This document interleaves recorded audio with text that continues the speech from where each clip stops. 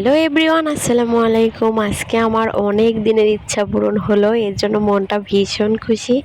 সবাই মিলে একসঙ্গে দাওয়াত খেতে গিয়েছিলাম, কিন্তু আমাদের মুস্তাকিমের কান্নার জন্য আর থাকতে পারলাম না। সে তাড়াতাড়ি বাড়ি যেতে বলছে, এই কারণে আমরা আগে ভাগে বাড়ি চলে আসলাম। আমরা সবাই কিন্তু আস্তে আস্তে অনেক মজা করছিলাম। আর আমার কি ইচ্ছা পূরণ হলো, সবাই শুনলে আসলে অবাক হতে পারেন যে এটা আবার কারো ইচ্ছা হয় নাকি। খুবই সাধারণ একটা ইচ্ছা, সেটা হচ্ছে এই ব্রিজটাতে দাঁড়িয়ে কয়েকটা ছবি তোলা, একটু ভিডিও করা। বাসে কুষ্টিয়াতে যাওয়ার কারণে আমার কখনোই এই ইচ্ছাটা পূরণ হয়ে ওঠেনি।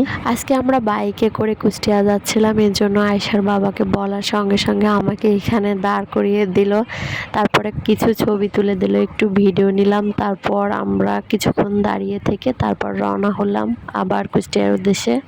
আমাদের আয়েশা মুস্তাকিম কিন্তু অনেক এনজয় করছিল এখানে দাঁড়িয়ে, তারা তো যেতেই চাচ্ছিল না। তো তারপর ওর বাবা বলে যে তাড়াতাড়ি চলো, আমাদের চলে যেতে হবে। এজন্য এক এক করে সব বাইকে উঠে পড়ছিল। আমাদের আয়েশা কিন্তু এখানে দাঁড়িয়ে অনেকগুলো প্রশ্ন করছিল, বলছিল আম্মু ওই পাশে কি আরেকটা ব্রিজ নাকি, আবার বলছিল ব্রিজটা কেন নড়াচড়া করে। তো এইখানে আবার ট্রোল দিতে হয়, এই কারণে আয়েশার বাবা আগে থেকেই আমার হাতে টাকা দিয়ে রাখছিল যেন পরে নামতে না হয়। দুইটা বাচ্চা নিয়ে কিন্তু বাইকে জার্নি করা অনেক কষ্ট, যেহেতু আমরা অনেক দূরে গিয়েছি, এই জন্য আমার হাত মাত পুরো ব্যথা হয়ে গিয়েছে মুস্তাকিমকে কোলে একভাবে ধরে রাখতে। আর আয়েশা বুড়ি মাঝখানে বসেছিল, দুজনকেই দেখতে হচ্ছিল।